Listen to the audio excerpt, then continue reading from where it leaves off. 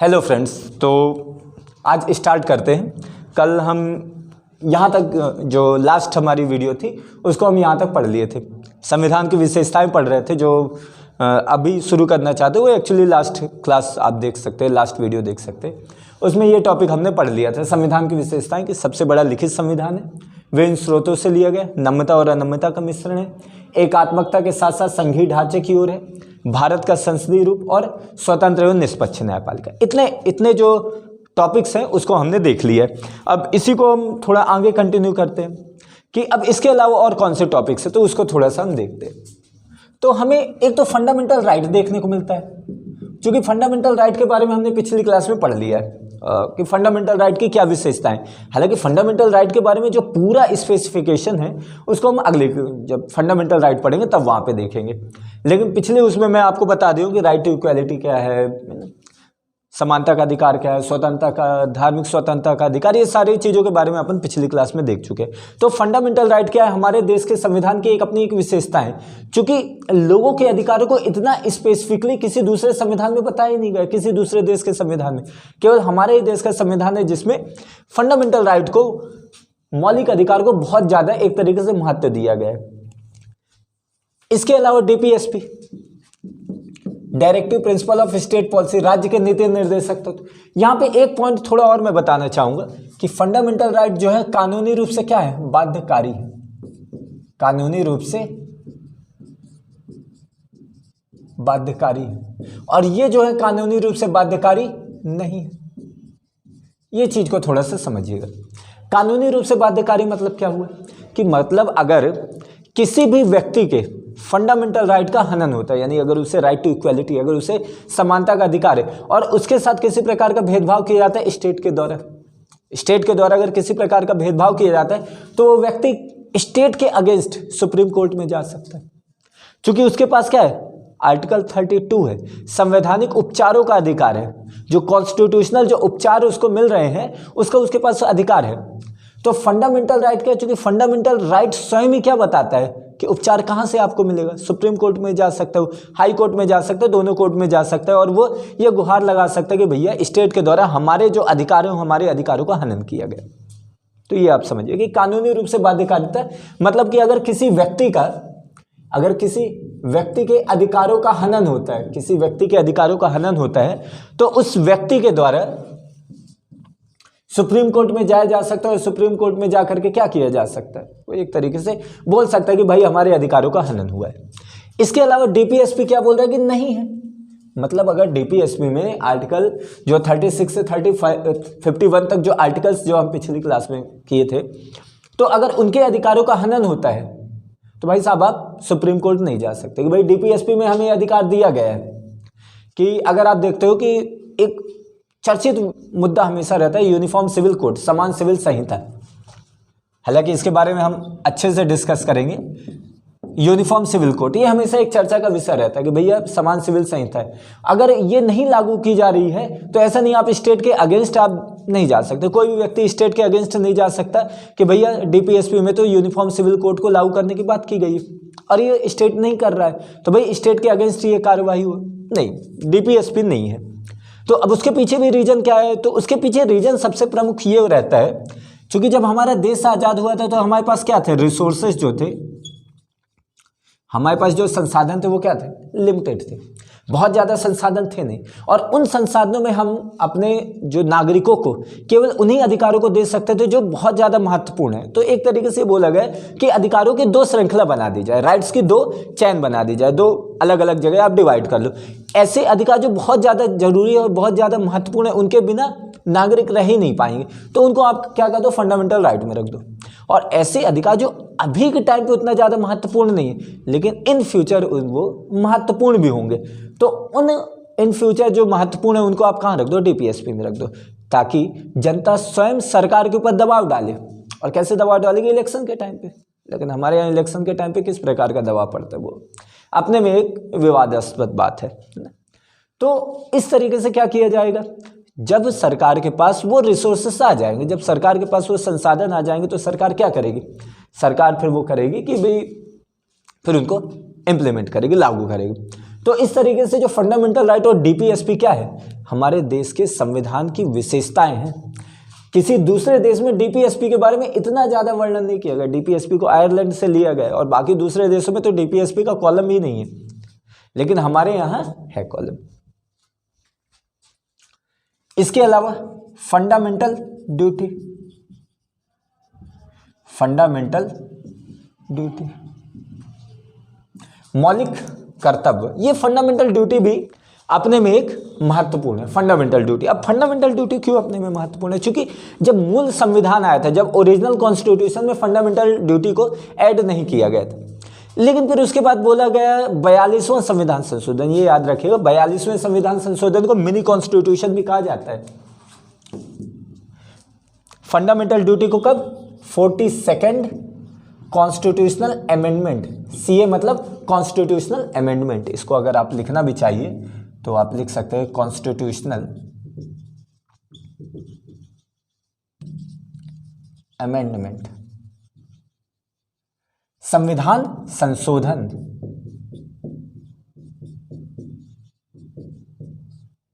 ठीक है, fundamental duty 42वें संविधान संशोधन के द्वारा, यानी संविधान में संशोधन किया गया, उसमें कुछ अमेंडमेंट किया गया और फंडामेंटल ड्यूटी को इंक्लूड किया गया। तो आप ये याद रखिए 42वें संविधान संशोधन के द्वारा फंडामेंटल ड्यूटी को ऐड किया गया। फंडामेंटल ड्यूटी ये होती है कि भैया नागरिकों को अधिकार तो दे दिए गए संविधान में, लेकिन नागरिकों के भी तो कुछ कर्तव्य है। फंडामेंटल ड्यूटी है भाई, नागरिकों को वो कर्तव्य भी क्या करना चाहिए? पूर्ण करना चाहिए। तो ये 42वें संविधान संशोधन के द्वारा जब इंदिरा गांधी जी की गवर्नमेंट थी तो उन्होंने इस चीज को किया गया था। और 42वें संविधान संशोधन को ही क्या कहा जाता है हमारे देश का? मिनी कॉन्स्टिट्यूशन कहा जाता है, मिनी कॉन्स्टिट्यूशन। तो ये भी आपके लिए महत्वपूर्ण रहेगा कि मिनी कॉन्स्टिट्यूशन किस संविधान संशोधन को कहा जाता है? 42वां, क्योंकि इसमें बहुत ज्यादा संविधान संशोधन आपको देखने को मिलते हैं, बल्क में संविधान संशोधन देखने को मिलते हैं, इसलिए इसे क्या कहा जाता है? मिनी कॉन्स्टिट्यूशन कहा जाता है। ये एक रीजन है। अब फंडामेंटल ड्यूटी जो है ये थोड़ा सा आप याद रखिएगा, स्वर्ण सिंह समिति, स्वर्ण सिंह समिति की सिफारिश पर। तो ये क्वेश्चन आपसे पूछ देगा कि भाई किस समिति की सिफारिश पर फंडामेंटल ड्यूटी को इंप्लीमेंट किया गया या फंडामेंटल ड्यूटी को लेकर के आया गया? तो स्वर्ण सिंह समिति की अनुशंसा पर क्या किया गया था? फंडामेंटल ड्यूटी को लागू किया गया था, इंप्लीमेंट किया गया था। तो ये थोड़ा सा आपके लिए, और इसमें फिर और भी एक और संविधान संशोधन किया गया, उसके द्वारा एक और फंडामेंटल ड्यूटी को ऐड किया गया। कौन कौन से संविधान कौन कौन से फंडामेंटल ड्यूटी हैं, उन सब के बारे में हम आगे विस्तार से चर्चा करेंगे जब अपन फंडामेंटल ड्यूटी वाला टॉपिक पढ़ेंगे। यहाँ केवल ये आपके लिए जानना जरूरी है संविधान की विशेषताएं कौन सी, और केवल एक आर्टिकल इसमें इंक्लूड है, आर्टिकल 51 का या कि 51A। केवल एक आर्टिकल है फंडामेंटल ड्यूटी के लिए संविधान का, आर्टिकल 51 का या कि 51A। तो फंडामेंटल ड्यूटी क्या है, इसलिए आपके लिए महत्वपूर्ण है। तो फंडामेंटल ड्यूटी, हमने fundamental right, DPSP, fundamental duty पढ़ लिया। इसके अलावा और संविधान की और क्या विशेषताएं? तो इसके अलावा संविधान की और विशेषताएं आपकी जो देखने को मिलती है, जो आपके लिए महत्वपूर्ण है, वो है आपातकालीन प्रावधान। आपातकालीन प्रावधान, इमरजेंसी प्रोविंसेस, इमरजेंसी प्रोविंसेस करना है। ठीक है, तो भाई इमरजेंसी प्रोविंसेस किसी दूसरे, चूंकि ब्रिटेन में तो है और ब्रिटेन से ही हमने लिया, आपातकालीन व्यवस्था तो वही है। और चूंकि आपातकालीन व्यवस्था हमारे देश में पहले से, जब देश आज़ाद नहीं होता तभी से चली आ रही है। तो एक तरीके से आपातकालीन व्यवस्था में आप ये याद रखिएगा कि हमारे देश की ये आपातकालीन व्यवस्था एक ऐसी व्यवस्था है जिसके तहत हमारा जो व्यवस्था है या कि हमारे जो देश का जो ढांचा है वो पूर्ण रूप से बदल जाता है। हमारे जो देश का ढांचा क्या है? संघीय है, जहां पे केंद्र और राज्य के लिए क्या है? केंद्र और राज्य के लिए पावर है, यानी राज्यों को भी पूरी की पूरी पावर दी गई। थोड़ा कम है लेकिन राज्यों को भी दी गई। हर एक राज्य क्या है? संप्रभु, अपने में सॉवरेन है, उसके पास पावर है। नहीं, पूरी तरीके से हम नहीं बोल सकते, लेकिन वो अपने राज्य में कर सकते हैं। लेकिन जब आपातकालीन प्रावधान लागू होता है तो जो राज्य के पास पावर होती है वो राज्य के पास अब पावर नहीं रह जाती, बल्कि वो किसके पास आ जाती? केंद्र के पास आ जाती। तो जो संघीय ढांचा है वो पूर्ण रूप से किसमें तब्दील हो जाता है? वो एकात्मक ढांचे में परिवर्तित हो जाता है। इसीलिए इसका एक अपना महत्वपूर्ण है। तो अब अपन देखते हैं कि कुछ आर्टिकल्स इसमें ऐड किए गए, इसको हम जब इमरजेंसी वाला पढ़ेंगे तो वहाँ पे इसको बहुत विस्तार से पढ़ेंगे, लेकिन यहाँ पे आप थोड़ा समझ लीजिए कि आर्टिकल 352 है संविधान में, एक आर्टिकल को रखा गया आर्टिकल 352, जो किसके बारे में बताता है, ये बोलता है राष्ट्रीय आपातकाल के बारे में बताता है, नेशनल इमरजेंसी के बारे में बताता है, राष्ट्रीय आपातकाल के बारे में। आर्टिकल 356 किसके बारे में बताता है, ये राष्ट्रपति शासन के बारे में बताता है कि भाई राष्ट्रपति शासन कब कब लगेगा, ठीक है। और आर्टिकल 360 है, आर्टिकल 360 क्या बताता है, आर्टिकल 360 बोलता है कि भाई वित्तीय आपातकाल के बारे में बात करता है कि फाइनेंशियल इमरजेंसी, वित्तीय आपातकाल। तो आपको कौन कौन से दिखने को मिलते हैं आपातकालीन प्रावधान, आर्टिकल 352 राष्ट्रीय आपातकाल के बारे में बात करता है, पूरे देश में आपातकाल इमरजेंसी लगाने के बारे में बात करता है। आर्टिकल 356 राष्ट्रपति शासन के बारे में बात करता है। आर्टिकल 365 में ये बोला गया है कि भाई ये केंद्र का देखना कर्तव्य, अगर केंद्र अगर किसी राज्य में संविधान के अनुसार अगर वहाँ पे काम नहीं चल रहा है, संविधान के अनुसार अगर काम नहीं हो रहा है, व्यवस्थाएं नहीं हो रही, तो वहाँ पे राष्ट्रपति शासन लागू किया जा सकता है। आर्टिकल 360 बोल रहा है वित्तीय आपातकाल, जब फाइनेंस से रिलेटेड हमारे यहाँ इमरजेंसी आ जाए, यानी फाइनेंस रिलेटेड कुछ प्रॉब्लम आ जाए, तो फिर वित्तीय आपातकाल लग जाता है। तो एक तरीके से आपातकालीन प्रावधान, इमरजेंसी प्रोविजंस में इतनी सारी चीज़ें। इसके अलावा जो बाकी आर्टिकल्स है या कि बाकी जो चीज़ें हैं उसको हम जब आपातकालीन प्रावधान पढ़ेंगे तब वहाँ पर पढ़ेंगे। तो ये हो गया। अब इसके अलावा और कुछ जो विशेषताएं हैं, सबसे पहले तो एक और विशेषताएं की मैं बात करूं, सार्वभौमिक वयस्क मताधिकार। भाई ये एक हमारे देश की अपने में एक सार्वभौमिक वयस्क मताधिकार, यूनिवर्सल जो है अडल्ट के लिए वोटिंग राइट्स देना। तो सार्वभौमिक वयस्क मताधिकार ये हमारे लिए वैसे भी एक बहुत एक कड़ी चुनौती का विषय था कि भाई देश आज़ाद हुआ था ना, और देश आज़ाद होने के बावजूद क्या था कि हमारे यहाँ एक तरीके से लिटरेसी लेवल क्या थी, बहुत कम थी। अब चूँकि वैसे भी जब अंग्रेज़ों ने जो कराया था 1937 में प्रांतीय चुनाव के लिए, उन्होंने 10% का रखा था, लेकिन अब ये पहली बार ऐसा हुआ था कि जितने भी व्यक्ति हैं, जो भी अडल्ट है, वो सारे के सारे क्या कर सकते, वोट दे सकते। तो एक अपने में बड़ा चैलेंज था। तो पहले जो रखा गया था, एज रखी गई थी सार्वभौमिक वयस्क मताधिकार में 21 साल, 21 या कि 21 ईयर एज रखी गई थी कि भाई 21 साल में क्या करना है आपको, आप मत दे सकते हो। लेकिन फिर उसके बाद फिर 1989 में क्या किया, चेंज किया गया, 1989 में चेंज किया गया, और उसकी जगह क्या लेकर के आए गए 1989 में, 1989 में 61वां संविधान संशोधन। ये याद रखिएगा, ये बहुत ज़्यादा महत्वपूर्ण हो जाता है। 61st कॉन्स्टिट्यूशनल अमेंडमेंट, 61वें संविधान संशोधन के द्वारा क्या किया गया था, 61वें संविधान संशोधन के द्वारा किया गया कि भाई जो उम्र थी 21 साल को घटा करके बल्कि क्या कर दिया गया 18 साल। अभी क्या एज है वोट देने की, 18 साल। और कब की गई, 1989 के 61st कॉन्स्टिट्यूशनल अमेंडमेंट, 61वें संविधान संशोधन के द्वारा जो 21 साल एज थी उसको घटा करके क्या कर दिया, 18 साल एज कर दिया गया। ठीक है, यहां तक आप चीजों को जानिएगा कि सार्वभौमिक वयस्क मताधिकार क्या है, हमारी एक विशेषता है। अब इसके बाद अब हमारी एक और विशेषता की बात कर लिया जाए तो एकल नागरिकता। एकल नागरिकता मतलब अब जैसे अगर मैं बात करूं, मैं मध्य प्रदेश का सिटीजन, मैं मध्य प्रदेश में रहता हूं, मध्य प्रदेश की उमरी, तो मैं मध्य प्रदेश में एमपी में कहीं पे रह रहा हूं, मेरा कोई डिस्ट्रिक्ट है, लेकिन मेरी पहचान एमपी से नहीं है, मेरी पहचान मेरे देश से है। मैं कौन हूँ, भारत देश का नागरिक हूँ, है ना। तो मैं क्या हूँ, सिटीजन हूँ किसका, इंडिया का। तो एकल नागरिकता का कॉन्सेप्ट रखा गया। एकल नागरिकता का कॉन्सेप्ट इसलिए रखा गया ताकि भाईचारे की भावना आ जाए, ब्रदरहुड की भावना आ जाए। और वहीं अगर मैं बात करूं कि जैसे यूएसए हो गए, यूएसए में एकल नागरिकता नहीं है, यूएसए में क्या है, दोहरी नागरिकता है। दोहरी मतलब आप यूएसए के तो नागरिक हो, यूएसए के साथ साथ आप उसके स्टेट के भी नागरिक हो। ठीक, यानी यूएसए में है कि भैया यूएसए के साथ साथ जो यूएसए के जिस स्टेट में आप रह रहे हो उस स्टेट के भी आप नागरिक हो। तो यहाँ पे दोहरी नागरिकता है, लेकिन हमारे भारत देश में दोहरी नागरिकता नहीं है, बल्कि हमारे भारत देश में एकल नागरिकता है। उसके पीछे रीजन क्या है? ताकि हम हमारे देश में किसको बढ़ा सके? भाईचारे की भावना को बढ़ा सके, ब्रदरहुड की भावना बढ़ा सके, देश में इंटीग्रिटी, देश की जो अखंडता है, देश की जो एकता है उसको बनाए रख सके। लेकिन क्या आपको लगता है कि अभी देश में एकता है, अखंडता है, या कि फिर यूनिटी है कि भाईचारे की भावना है? जिस तरीके से लोग लड़े मरे जा रहे हैं, लोग एक दूसरे का कत्लेआम करने में लगे हुए, यानी छोटी छोटी सांप्रदायिक बातें, कम्युनल बातें, लोग बिल्कुल प्रभावित हो जाते हैं।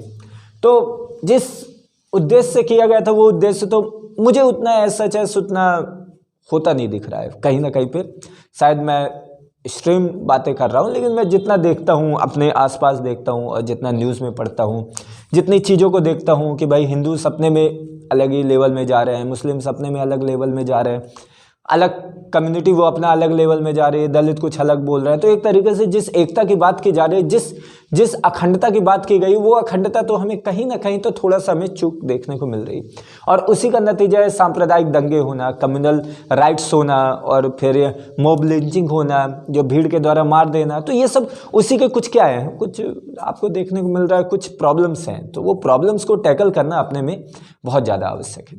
तो लेकिन तो भी बैरखा, यानी हम जो पढ़ रहे हैं वो तो अपने में महत्वपूर्ण है। अगर आप एक सब्जेक्ट पढ़ रहे हैं तो उस सब्जेक्ट के बारे में आपको नॉलेज तो होना चाहिए, और साथ में आप जो समाज के बारे में देख रहे हैं, सोसाइटी के बारे में देख रहे हैं, विश्व के बारे में देख रहे हैं, दुनिया के बारे में देख रहे हैं, वहाँ पे भी आपको थोड़ा पता होना चाहिए कि भाई हम एकल नागरिकता की बात कर रहे हैं। एकल नागरिकता का उद्देश्य क्या था? भाईचारे की भावना, ब्रदरहुड की भावना को बढ़ाना। लेकिन ब्रदरहुड की भावना कहीं ना कहीं हद तक उतनी नहीं है, तो थोड़ा सा ये दिक्कत है।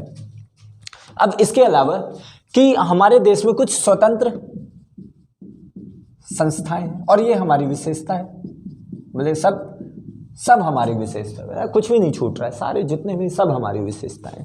तो अब विशेषताएं हैं, थोड़ा सा पढ़ लीजिए, थोड़ा सा जानकारी हासिल कर लीजिए, थोड़ा सा लेंदी लग सकता है, लेकिन अपने में सबको कनेक्ट करके चलेंगे तो ये आपको बाद में भी बहुत ज़्यादा हेल्पफुल रहेगा। यानी अभी पढ़ रहे हैं, बाद में भी आपको बहुत हेल्पफुल रहेगा जब इसके टॉपिक्स को अपन पढ़े। स्वतंत्र संस्थाएं, अब देखो कौन कौन सी आपके देश में स्वतंत्र संस्थाएं। सबसे पहले तो मैं बोलूं UPSC, union public service commission, संघ लोक सेवा आयोग। ये क्या है? स्वतंत्र संस्था। ये क्या कराती?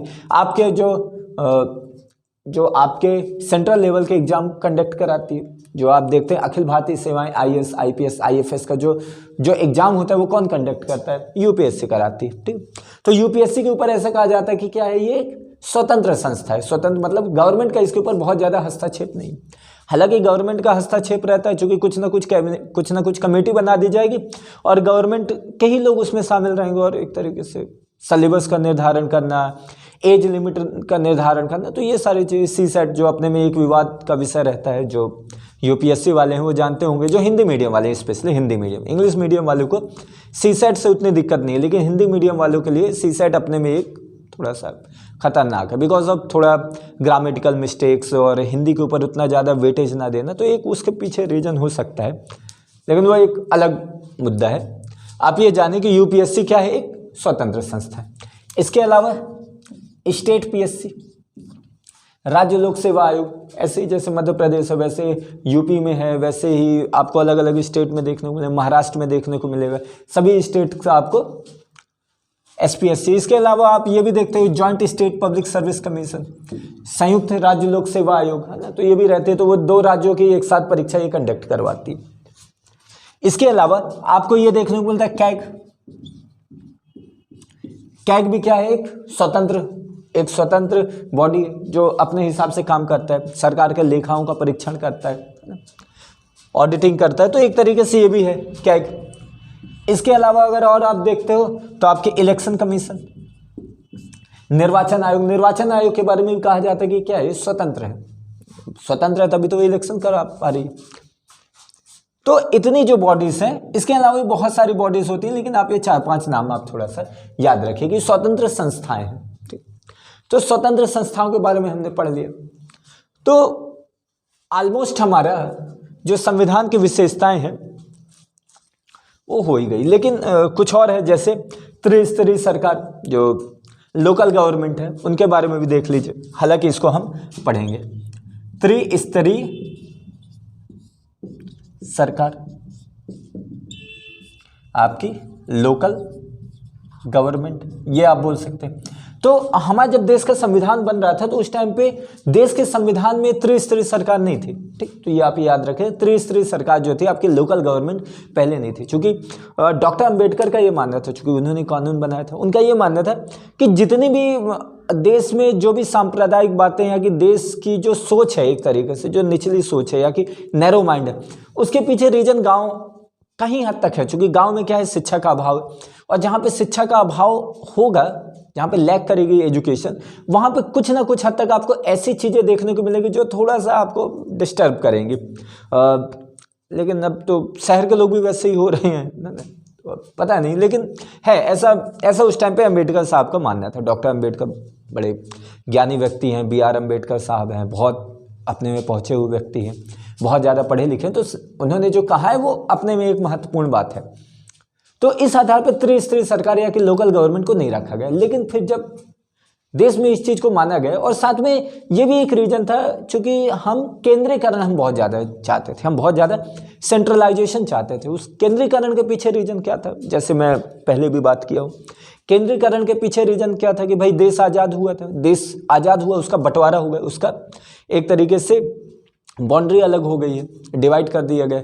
तो अब और ज़्यादा फर्दर और ज़्यादा डिवाइडेशन ना हो, और चूंकि गांव क्या है, अपने में एक संकीर्ण सोच का एक केंद्र है, या कि क्षेत्रीयवाद या कि रीजनलिज्म का एक सोच है। चूंकि गांव में आप देखोगे कि रीजनलिज्म या कि क्षेत्रीयवाद बहुत ज़्यादा है, तो हमें क्या एक ब्रॉड माइंड चाहिए था, तो हमें क्षेत्रीयता नहीं बल्कि हमें राष्ट्रीयता चाहिए थी।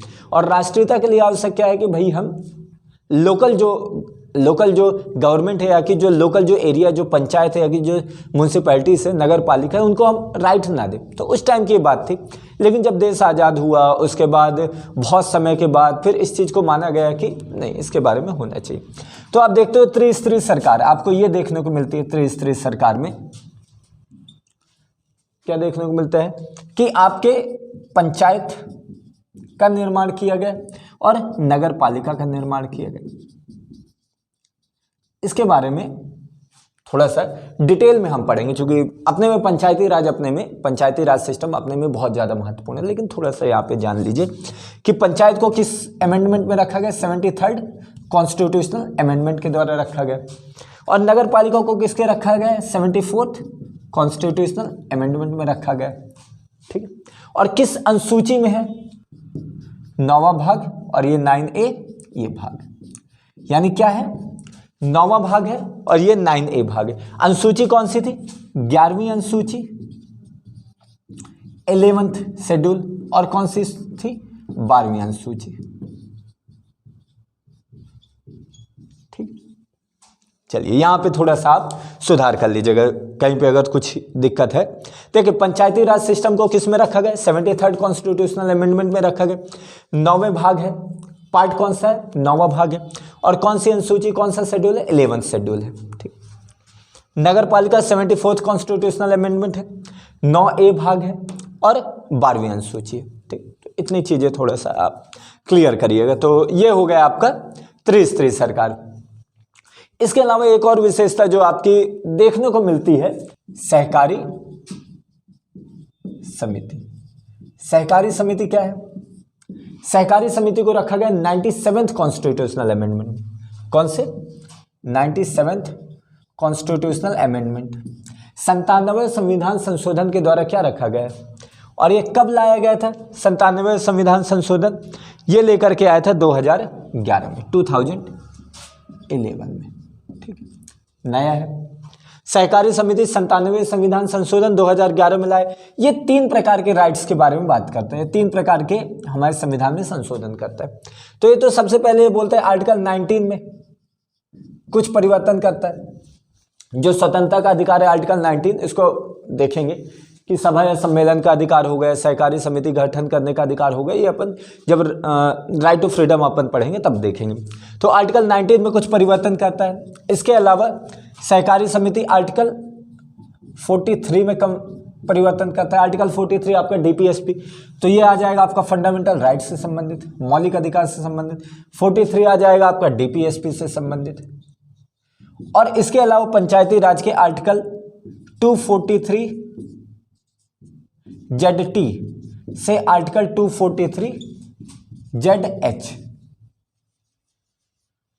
243 ZH से 243 ZT से 243 ZH तक। तो ये कुछ परिवर्तन करता है। तो ये कुछ, या कि इसको आगे पीछे भी करना है तो आप कर सकते हैं, ZH से ZT। तो ये कुछ परिवर्तन करता है। तो 97th कॉन्स्टिट्यूशनल अमेंडमेंट 2011, सहकारी समिति इससे पहले नहीं थी। जब देश आज़ाद हुआ था उस टाइम पे सहकारी समिति की बात नहीं की गई थी। हालांकि संविधान में सहकारी समिति के बारे में बात थोड़ी बहुत की गई थी, लेकिन डीपीएसपी में भी उसको डायरेक्ट नहीं रखा गया था। तो फिर उसके बाद जब 97th कॉन्स्टिट्यूशनल अमेंडमेंट आए और सहकारी समिति कोऑपरेटिव सोसाइटीज़ की बात आई, ताकि कॉपरेट को हम बढ़ा सकें, ताकि हम आपस में कॉपरेट कर सकें, ठीक है। तो उसके लिए फिर 97th कॉन्स्टिट्यूशनल कमेटी आई 2011 में। आर्टिकल 19, आर्टिकल 43, आर्टिकल 243 ZH से आर्टिकल 243 ZT। तो ये सब हो गए संविधान की विशेषताएं, है ना। तो आई थिंक आप लोगों को ये क्लियर हो गया। और चूंकि ये एक टॉपिक था, इसके बारे में हम और ब्रॉड डिस्कस करेंगे ना, क्योंकि आने वाले टाइम में इन्हीं सब टॉपिक्स को तो पढ़ना है हमें। जैसे इन्हीं सब टॉपिक्स को हमें थोड़ा डीप में जाना है, और भी बहुत सारे टॉपिक्स आएंगे, लेकिन इन्हीं टॉपिक्स को हमें पढ़ना है। तो इन सब टॉपिक्स के बारे में हम क्या आगे जानकारी हासिल करते रहेंगे, तो बहुत ज़्यादा परेशान होने की जरूरत नहीं। ये एक बेसिक था, और बेसिक को अपन आगे कंटिन्यू करेंगे। तो ये हो गया आपका संविधान की विशेषताएं वाला टॉपिक खत्म हो गया।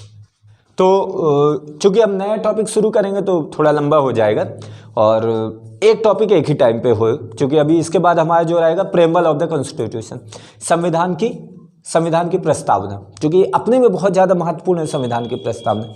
इसको लेकर के हम करेंगे, अगली क्लास में करेंगे, बिकॉज ऑफ थोड़ा लंबा हो जाएगा, लेंदी हो जाएगा। ये भी एक पूरे क्लास का, एक पूरे वीडियो का कंटेंट है संविधान की प्रस्तावना, उसके बारे में देखेंगे। तो आई थिंक ये संविधान की विशेषताएं 2 थोड़ी वीडियो बनी है, लेकिन अपने में बहुत ज़्यादा महत्वपूर्ण है, अपने में थोड़ा बड़ा है। थोड़ी आपको बुक्स में अलग अलग चीज़ें मिलेंगी, इतना ज़्यादा कंटेंट मिल नहीं पाता, और कंटेंट तो बहुत है। यानी अब तो मैं ये भी बोलूँगा कंटेंट तो बहुत ज़्यादा है, लेकिन थोड़ा सा चीज़ों को आपको समझने की आवश्यकता है कि कहाँ क्या चीज़ें हैं। तो आई थिंक आपको ये चीज़ें क्लियर होगी।